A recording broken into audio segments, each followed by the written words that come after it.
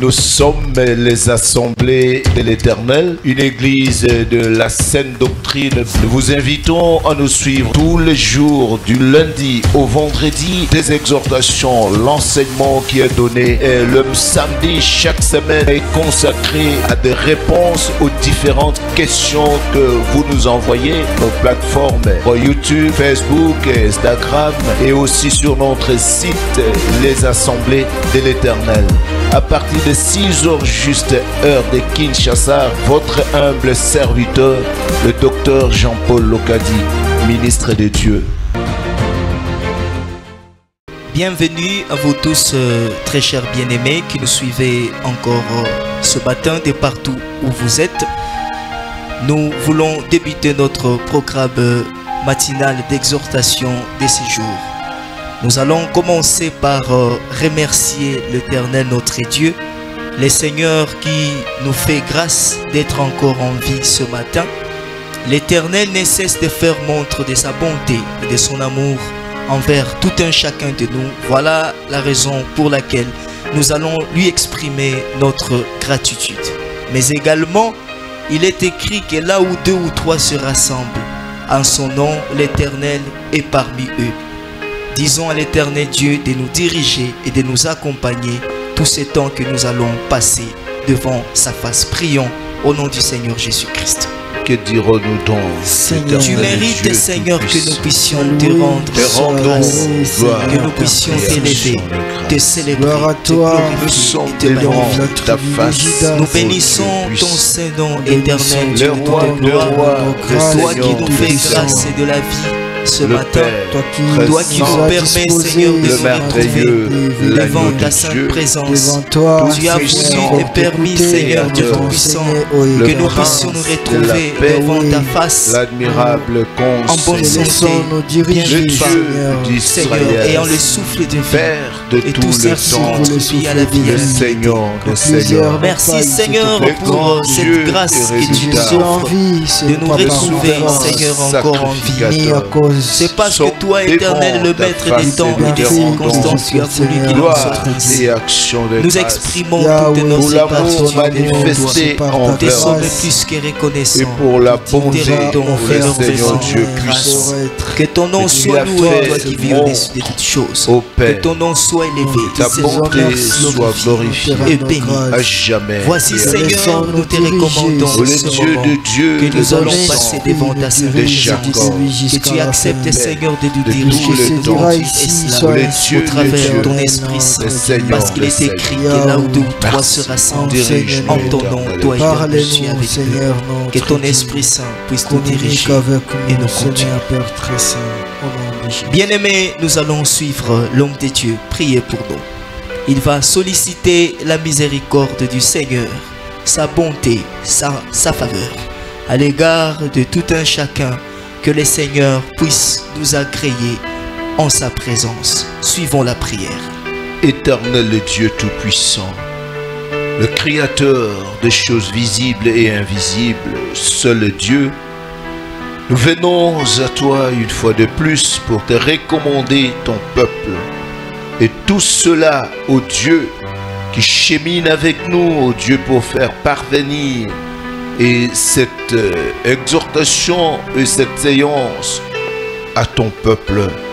Agis, ô Éternel Dieu puissant, pour que la bénédiction, ô le Seigneur Dieu, et l'ouverture d'esprit soient données à chacun, pour discerner, ô le Seigneur, toute cette parole d'exhortation, et discerner, ô Éternel Dieu, le but, ô Père, du commandement.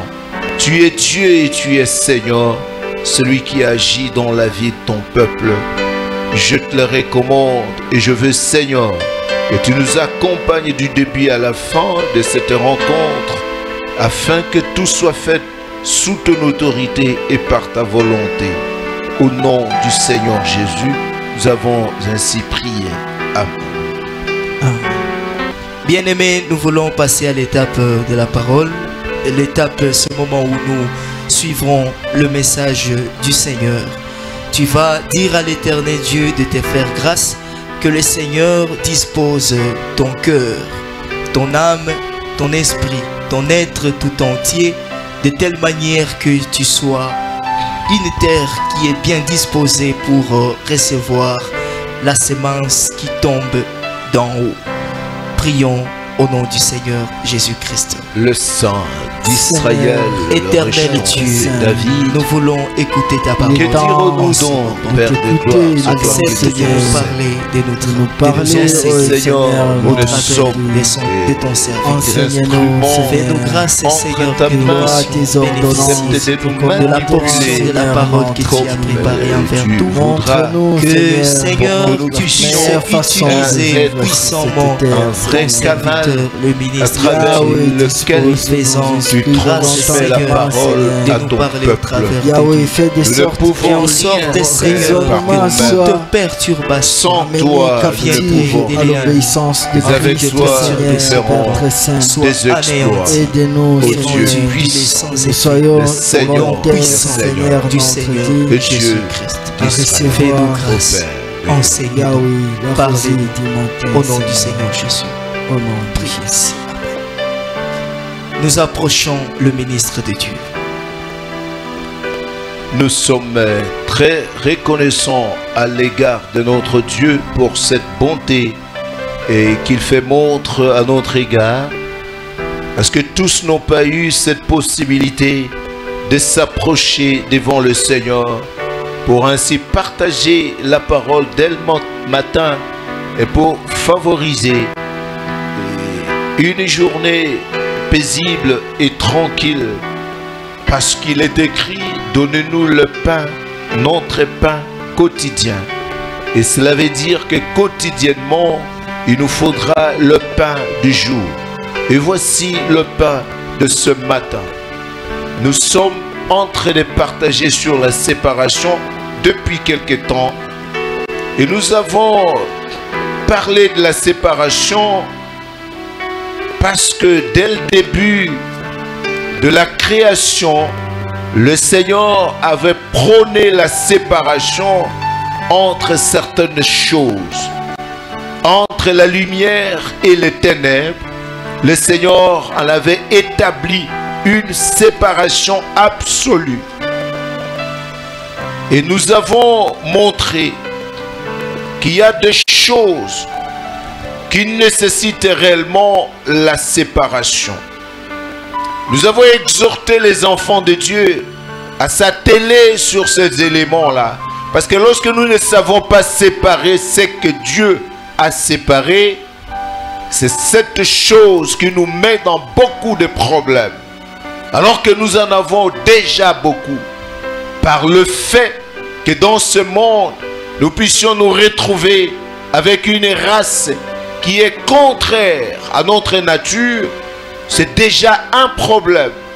Alors nous avons parlé de la lumière et de ténèbres, que le Seigneur, en séparant la lumière et les ténèbres, il a manifesté dès le début de la création qu'il y a deux camps. Il y a le camp de l'ennemi et le camp de Dieu. Et il a montré clairement que la lumière, c'est Dieu lui-même, et les ténèbres, dès le début, étaient connues, que c'est Satan et sa cohorte. Ainsi, il y a des fils de ténèbres et les fils de la lumière. Nous sommes parvenus à ce niveau-là, et nous avons relevé certains domaines de séparation absolue. Parce qu'il y a là où on ne peut pas faire la séparation absolue. Nous pouvons lire 1 Corinthiens chapitre 5. Nous pouvons lire du 9e au 10e verset. 1 Corinthiens chapitre 5, 9 et 10. Nous lisons au nom du Seigneur Jésus-Christ. Amen. Je vous ai écrit dans ma lettre de ne pas avoir de relation avec les impudiques, non pas d'une manière absolue avec les impudiques de ce monde, ou avec les cupides et les ravisseurs, ou avec les idolâtres. Autrement, il vous faudrait sortir du monde. Amen. Amen. Voyez, on nous dit que nous ne devons pas avoir de relation avec les impudiques de ce monde, les outragés, les ravisseurs et tous ceux-là qui sont dans ce monde, d'une manière absolue, c'est impossible. Parce que sinon, il nous faudrait sortir du monde. Parce que nous avons aujourd'hui, à travers ce que le Seigneur a expliqué, dans Matthieu 13, nous avons le cœur net de savoir qu'il y a des gens qui ne sont pas de notre race. Il y a des gens qui ne sont pas humains. Alors il y a des démons portant la chair, des personnes vouées à la destruction, vouées à la perdition, les personnes qui dès le départ sont parties dans l'échec parce qu'ils ne peuvent en aucun cas se convertir et connaître le Seigneur. Ça, c'est quelque chose qui est établi. L'ivraie ne changera jamais pour devenir le blé. Ni les ténèbres changer pour devenir la lumière, ni les mensonges changer pour devenir la vérité. Mais l'Écriture montre que dans ce monde, nous ne pouvons pas nous séparer avec cette race d'une manière absolue. Sinon, il fallait quitter le monde pour que nous puissions nous séparer absolument. Parce que nous le retrouvons au travail, à l'école et partout. Des gens voués au péché. Mais il ne faut pas que nous puissions avoir de relations. Donc il y a des domaines, malgré ce n'est pas une séparation absolue, mais c'est la séparation. Parce que nous ne pouvons pas établir de relations le plus proche possible. Mais qu'est-ce que nous étions en train de relever? Il y a des domaines de séparation absolue. Comme le domaine de la foi. Il est impossible que les enfants de Dieu puissent collaborer avec les faux dans le domaine de la religion, dans le domaine de la foi, et que nous puissions nous mettre ensemble pour cheminer. Mais il y a aussi un autre domaine que nous avons relevé, qu'il ne doit pas y avoir d'amitié. Il est totalement exclu que les enfants de Dieu puissent tisser des amitiés avec la race, avec l'ivraie. C'est la séparation absolue. Et ça nous a toujours étonné de voir que même certaines personnes parmi les frères qui puissent se présenter des non-croyants, des païens comme étant leurs amis. Non, ça c'est mon ami depuis enfance, ça c'est mon ami de ceci, c'est l'amitié. Soit l'on comprend ce qu'on appelle l'amitié, soit l'on ne comprend pas. Parce que l'Écriture dit que nous devons être amis des gens de bien. Nous avons déjà expliqué cela, mais nous avons touché déjà le domaine, un autre domaine de séparation absolue. C'est le domaine du mariage.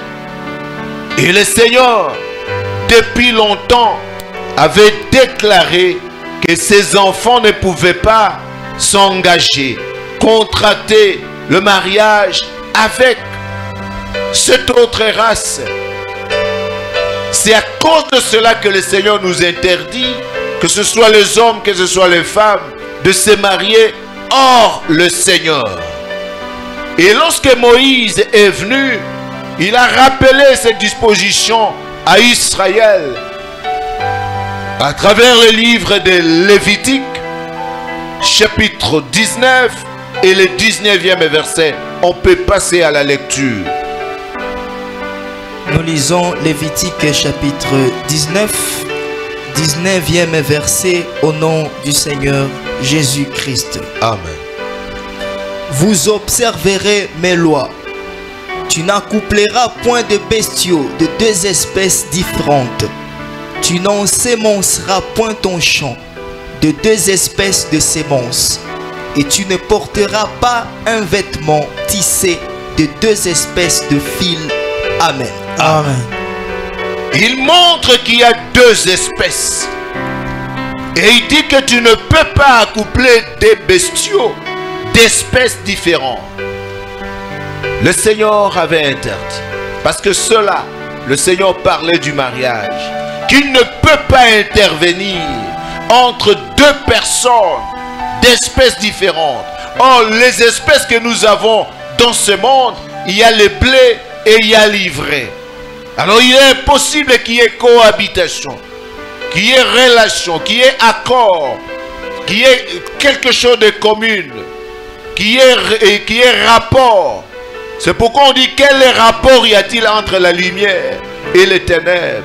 Quelle part a le croyant avec le non-croyant?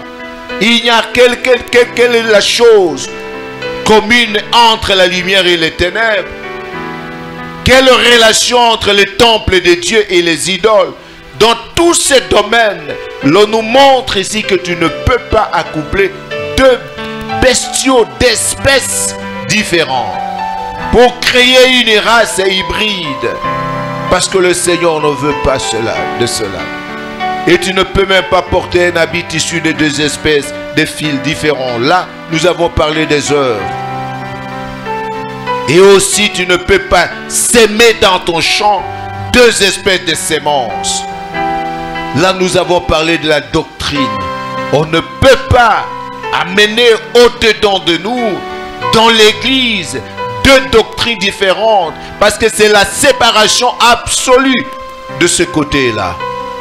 La séparation absolue en matière de doctrine ou de la foi, de la religion. La séparation absolue en matière des œuvres de l'évangile, séparation absolue en matière de mariage. Et nous avons fait remarquer que ce qui a amené le monde et plongé le monde dans le mal et qui a conduit le déluge, c'est le mariage mixte entre la race de Dieu et cette autre race. Selon Genèse 6, du 1er au 4e verset, nous avons déjà lu cela. Et si nous voyons, lorsque le Seigneur a fait qu'Israël soit un peuple, dans Deutéronome chapitre 7, du 3e au 6e verset, le Seigneur avait instruit Israël à ne pas s'attacher, ne pas contracter de mariage avec le peuple qui était à Canaan, voué à l'idolâtrie, donc avec l'ivraie.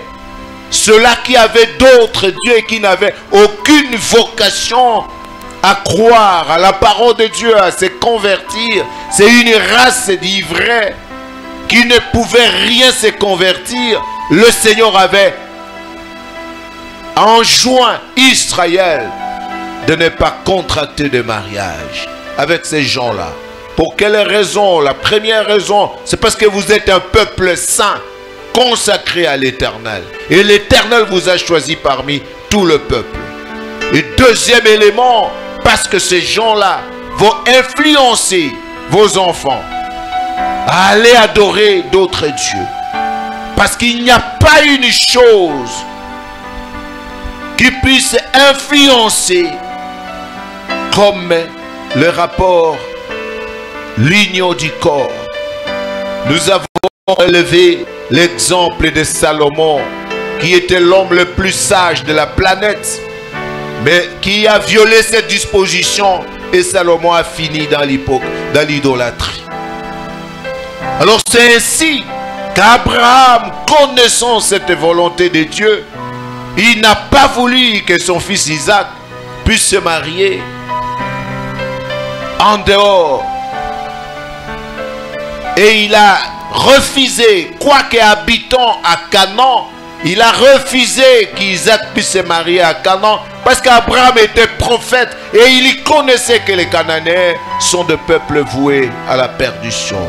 Genèse 24, le 37e verset. Genèse 24, 37, nous lisons au nom du Seigneur Jésus-Christ. Amen. Amen. Mon Seigneur m'a fait jurer en disant: tu ne prendras pas pour mon fils une femme parmi les filles des Cananéens, dans les pays desquels j'habite. Amen. Amen. Amen. Voyons même Genèse chapitre 28, le premier verset.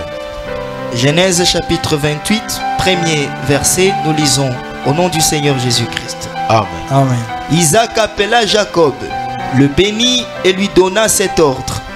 Tu ne prendras pas une femme parmi les filles de Canaan. Amen. Amen. Tu ne prendras pas une femme parmi les filles de Canaan. Et pourtant, ils habitaient à Canaan.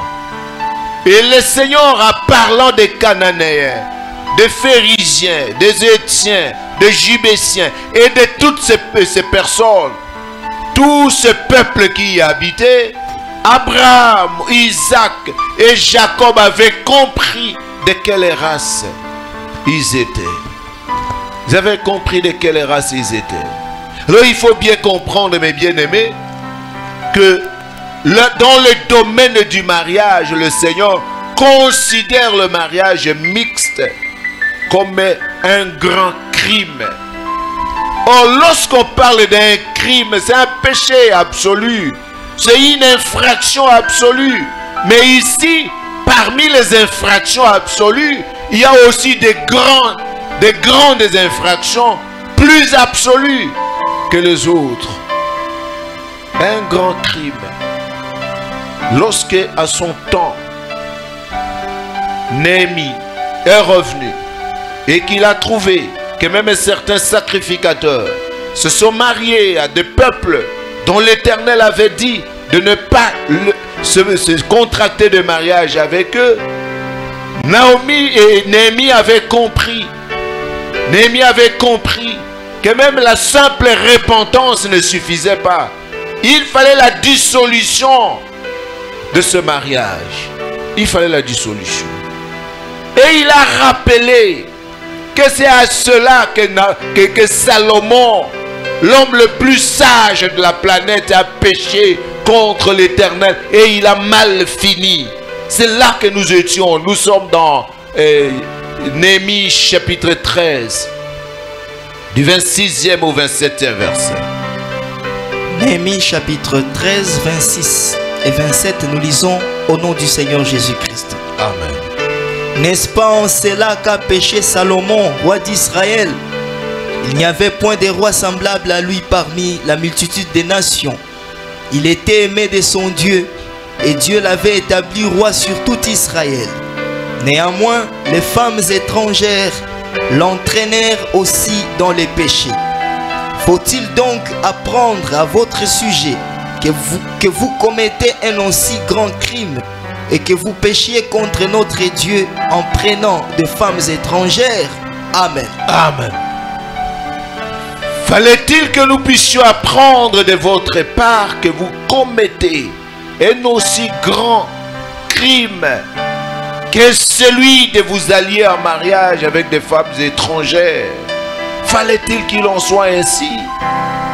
N'est-ce pas cela que Salomon, fils de David, a péché? Il n'y avait point de roi comme lui, mais les femmes étrangères l'entraînèrent au péché. Et Salomon a fini par aller se prosterner devant Astarté.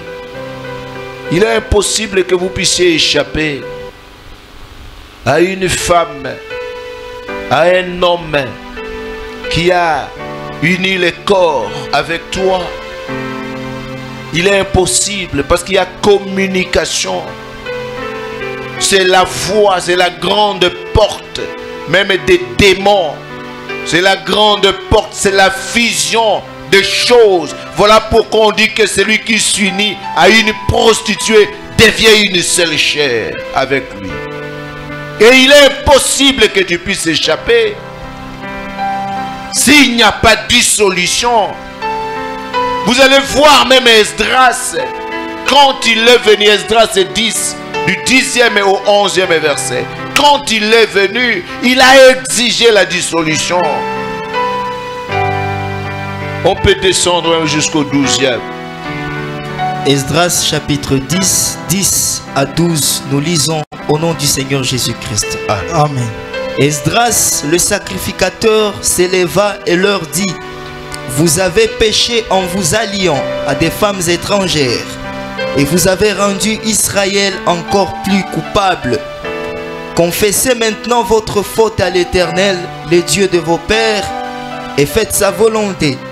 séparez-vous de peuples du pays et des femmes étrangères. Toute l'assemblée répondit d'une voix haute, à nous de faire comme tu l'as dit. Amen. Amen. À nous de faire comme tu l'as dit. C'est un crime. Alors lorsque nous voyons des frères user de la légèreté pour se dire non, ce n'est pas un problème, peut-être je l'amènerai et il va croire à la parole de Dieu. Et vous savez, le mariage c'est quelque chose de charnel, ça ne demande pas. Ce sont les fils du diable qui diffusent de tels messages. On ne peut pas s'imaginer que quelqu'un qui se dit croire à la parole de Dieu puisse se lever et s'opposer à la parole de Dieu et pour ainsi amener une version contradictoire. Le Seigneur érige cela non seulement en crime, mais en grand crime. C'est un grand crime. Il a érigé cela au même titre que tuer un serviteur de Dieu. Parce que vous allez voir que le jour où Israël n'était pas d'accord avec Jérémie le prophète et qu'ils ont résolu de le tuer, un prophète les a attiré l'attention et les sages ont attiré l'attention d'Israël. Elle disait, écoutez, à tel temps, il y a un prophète qui s'est opposé à tel roi, mais on ne l'a pas tué. Si vous osez, vous allez vous charger d'un grand crime devant le Seigneur. C'est au-delà d'un péché ordinaire. Le mariage mixte, c'est au-delà d'un péché ordinaire. À nous que de faire ce que tu as dit. Et ils se sont séparés. Ils se sont séparés. Dis, séparez-vous du peuple du pays. Et ils ont renvoyé les femmes étrangères avec leurs enfants. Vous vous rendez compte? Avec leurs enfants. Qui parlaient aussi la langue des Canaan. Vous voulez créer une race hybride. Une race hybride, une race intermédiaire. Le Seigneur n'est pas favorable à l'hybridisme. Il n'est pas favorable à la race hybride. Voilà pourquoi le Seigneur n'aime pas les mélanges. Tu ne porteras pas un habit issu de deux espèces de semences. Tu n'ensemenceras pas dans ton champ deux espèces de semences. Et tu n'accoupleras pas deux espèces. On ne peut pas fabriquer de millet. Quel intermédiaire entre le cheval et l'âne et tout cela? Le Seigneur n'est pas favorable aux hybrides. C'est un grand crime. Nous avons dit la fois passée que quelqu'un dirait-il, bon, peut-être c'était un problème de l'Ancien Testament, mais non. Même au Nouveau Testament, là où le Seigneur est en train de relever que même une sœur qui s'est déjà mariée et qui a perdu son mari et qui est restée veuve, on dit elle est libre de se marier à qui elle veut, à la seule condition que ce soit dans le Seigneur. À la seule condition que ce soit dans le Seigneur. Uniquement dans le Seigneur. Seulement dans le Seigneur, à la seule condition que ce soit dans le Seigneur. Ça c'est 1 Corinthiens 7, 39. Si on peut relire ce passage et avancer. 1 Corinthiens chapitre 7, 39. Nous lisons au nom du Seigneur Jésus-Christ. Amen. Une femme est liée aussi longtemps que son mari est vivant. Mais si le mari meurt, elle est libre de se marier à qui elle veut. Seulement que ce soit dans le Seigneur. Amen. Amen. Seulement que ce soit dans le Seigneur. Donc uniquement dans le Seigneur. À la seule condition que ce soit dans le Seigneur. Donc parmi les enfants de Dieu, dans sa race. Dans sa race. On ne peut pas s'imaginer. Parce que la seule raison pour épouser une païenne, c'est l'égarement.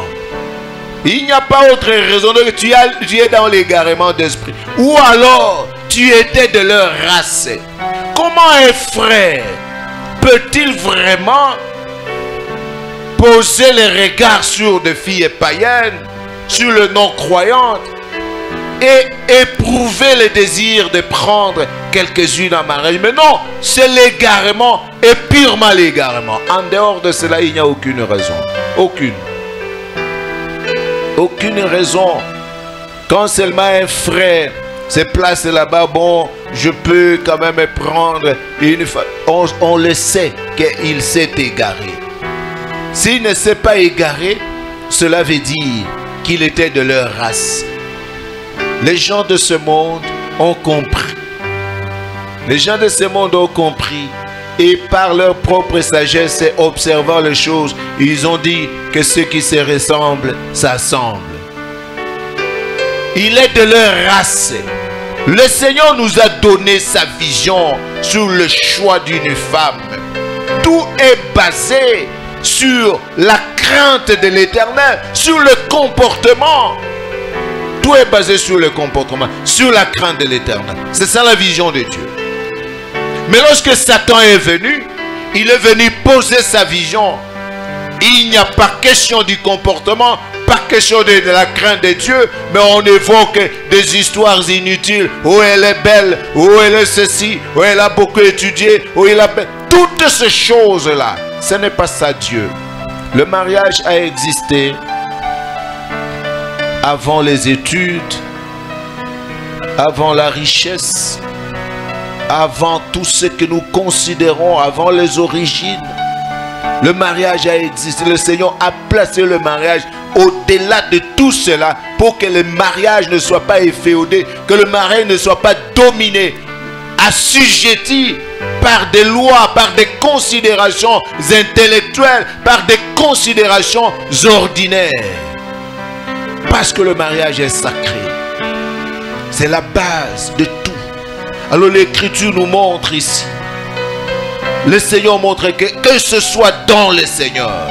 Et lorsqu'on voit dans Proverbes chapitre 31, le 30e verset, on peut lire cela.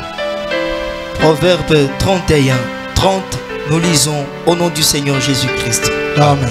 La grâce est trompeuse et la beauté est vaine. La femme qui craint l'Éternel est celle qui sera louée. Amen. Amen. La beauté est vaine. Pour le Seigneur, ce qui a de la valeur, c'est la crainte de l'Éternel. Toute autre considération doit s'ajouter sur la crainte de l'Éternel. Et alors s'il en est ainsi, comment le frère va-t-il trouver la crainte de l'Éternel en dehors du Seigneur? Comment cela? Ça, c'est changer la vérité de Dieu en mensonge.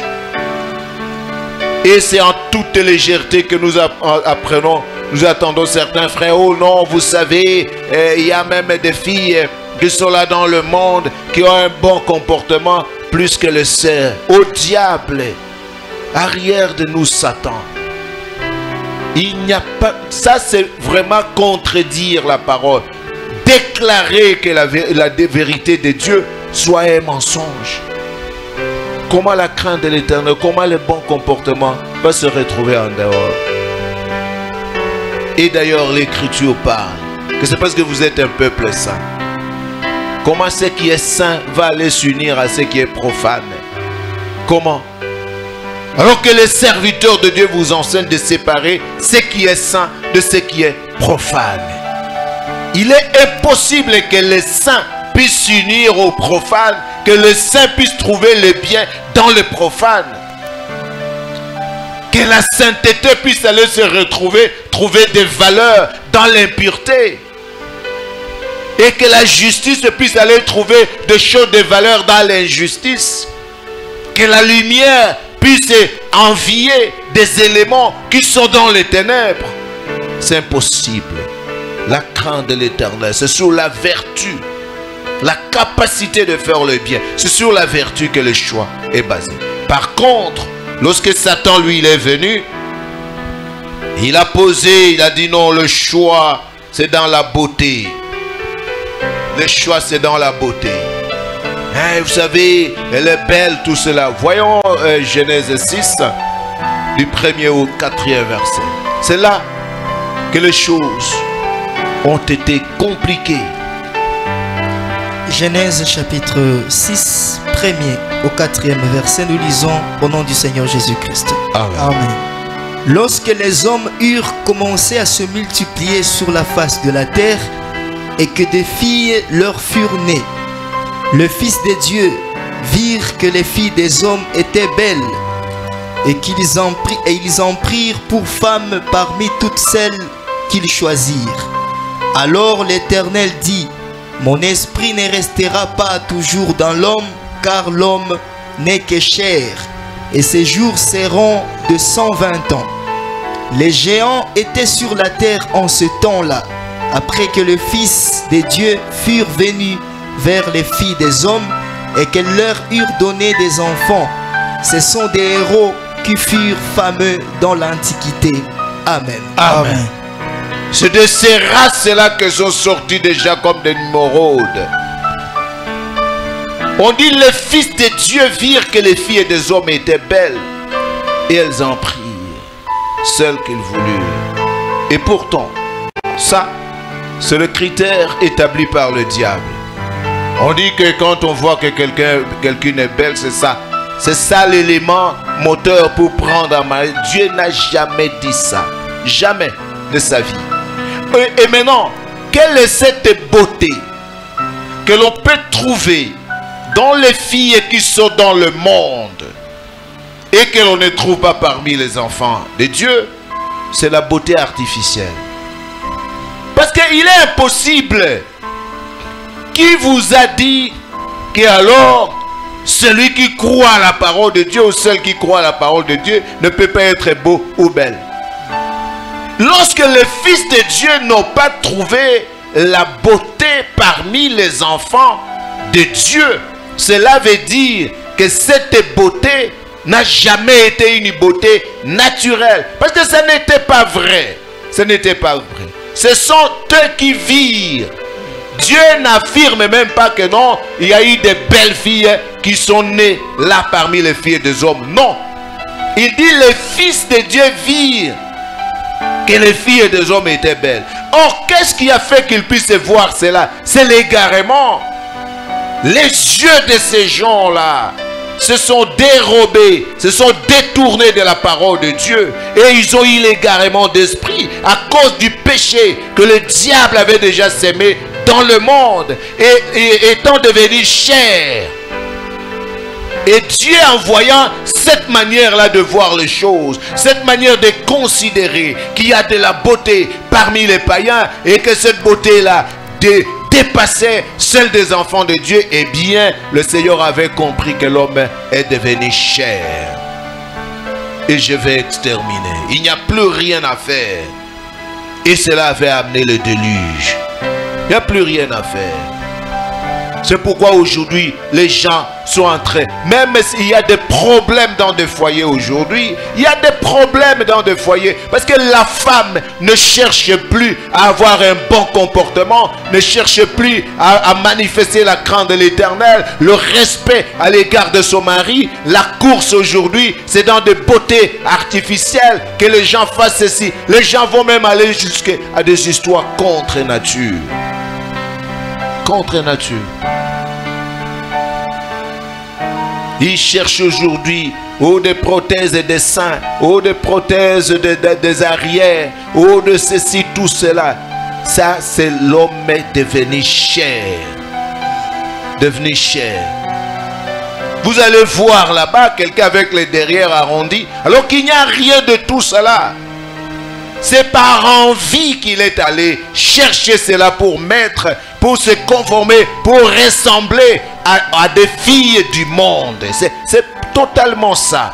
On ne peut pas aller jusqu'à ce niveau-là. Portez les habits, mettez des ornements, c'est normal, nous voyons dans les Écritures, pourvu que ces ornements-là ne soient pas interdits par le Seigneur. Parce que Dieu n'a pas interdit toute espèce de parure, il n'a pas interdit toute espèce d'ornement, mais il y a des choses que le Seigneur a interdit. Mais lorsque vous vous amenez, vous cherchez des fesses artificielles, qu'est-ce que vous cherchez? C'est totalement le fruit de l'envie et c'est contre nature. C'est totalement le fruit de l'envie.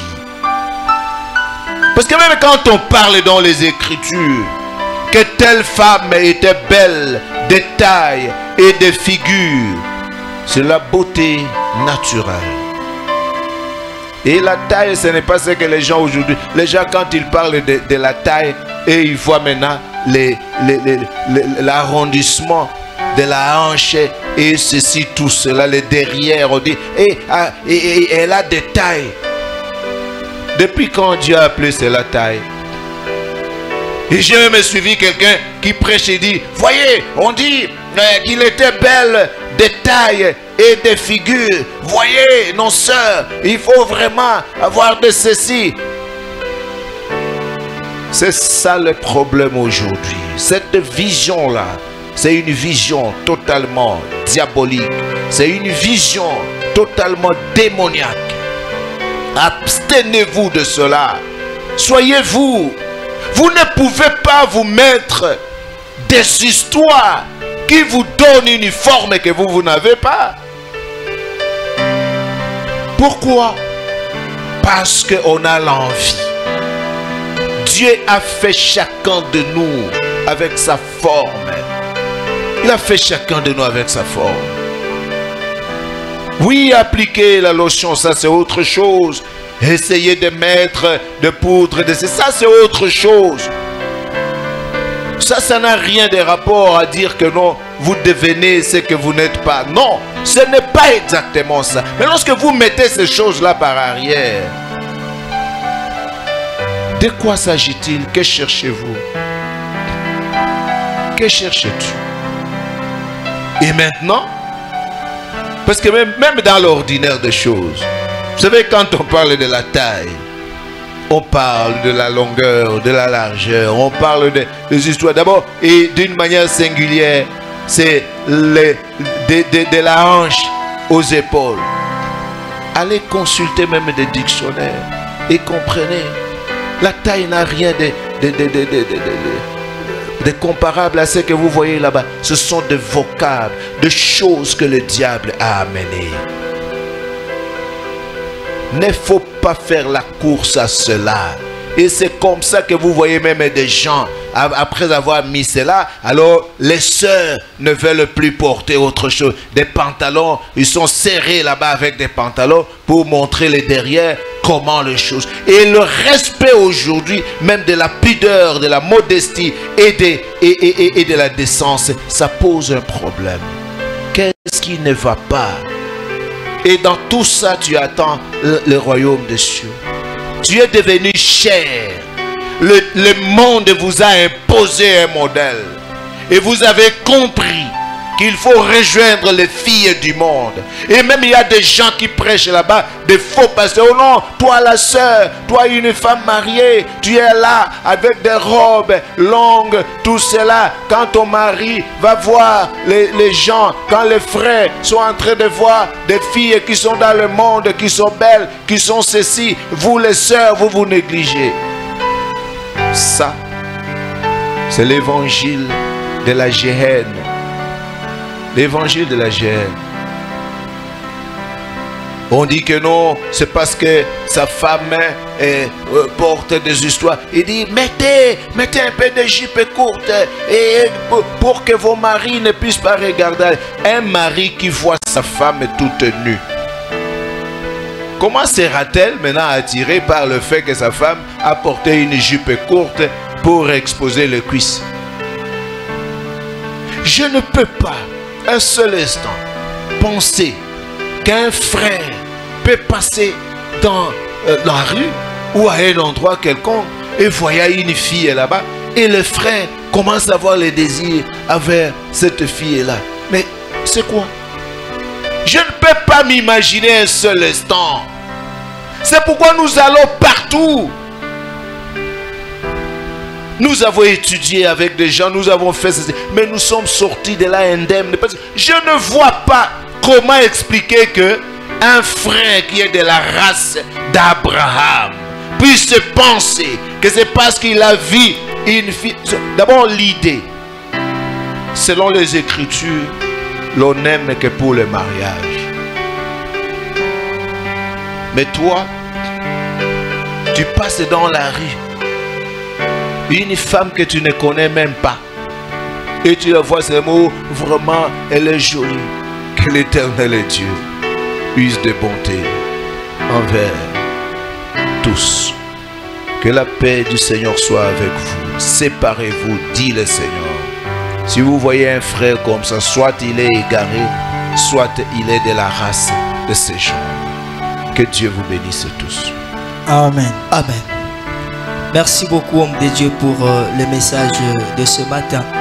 Nous rendons grâce à l'Éternel qui nous a encore une fois parlé au travers du ministre de Dieu. Et nous vous remercions aussi, vous tous qui nous avez suivis. Voici, nous sommes à la fin de ce programme. Nous allons suivre la prière de clôture qui sera faite par le ministre de Dieu. Suivons la prière. Béni soit ton nom, éternel Dieu Tout-Puissant, Créateur de l'univers. Toi, celui qui est Dieu et qui est Seigneur, toi qui nous as amenés, ô Dieu, sur cette terre, pour que nous soyons un peuple qui t'appartienne en propre. Ô Dieu Tout-Puissant, épargne ton peuple face à cette génération perverse et corrompue, face à cette génération adultère. Viens, éternel Dieu, et étends ta main. Toi, celui qui est souverainement élevé au-dessus de tout, viens toucher, ô Père de gloire, la vie de chacun pour nous préserver de tout mal, parce que le méchant se promène partout. Épargne, soutiens, donne la force et la vigueur à cause de ta bonté. Au nom du Seigneur Jésus. Amen. Amen. Amen. Merci beaucoup à tous. Excellente suite des journées et au prochain numéro. Merci. Merci. Beaucoup.